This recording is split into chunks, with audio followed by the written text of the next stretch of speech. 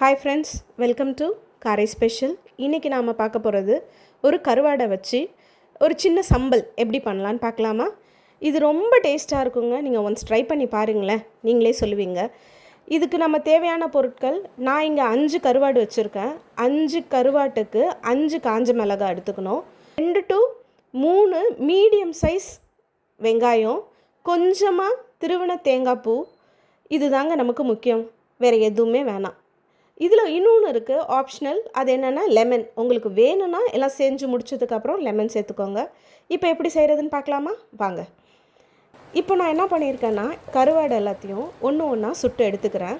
சுட்டு எடுத்ததுக்கப்புறம் இந்த மிளகாவையும் நாம் தீயிலே சுட்டு எடுத்துக்கலாம். சுட்ட கருவாட்டில் அந்த கருப்புலாம் இருக்கும்ல, அதெல்லாம் தட்டி எடுத்துக்கலாம். எடுத்துகிட்டு அதை பீஸ் பீஸாக உடச்சி வச்சுக்கலாம். இப்போ நாம்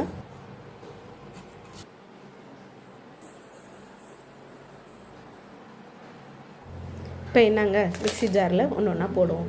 மிளகாய், சுட்டு வச்சுருக்க கருவாடு போட்டு ஒரு அடி அடிச்சுக்க வேண்டியதுதான். அவ்வளோதாங்க, பவுட்ராக ஆயிடுச்சு.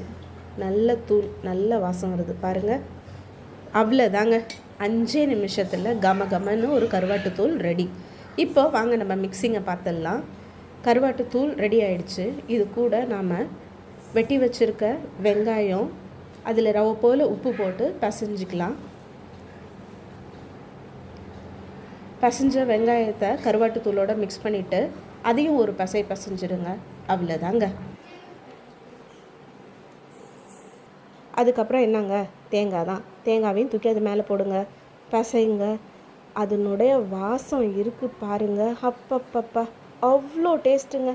இது ரசத்துக்கோ சாம்பாருக்கோ வச்சு சாப்பிட்டீங்கன்னா அடடடடா.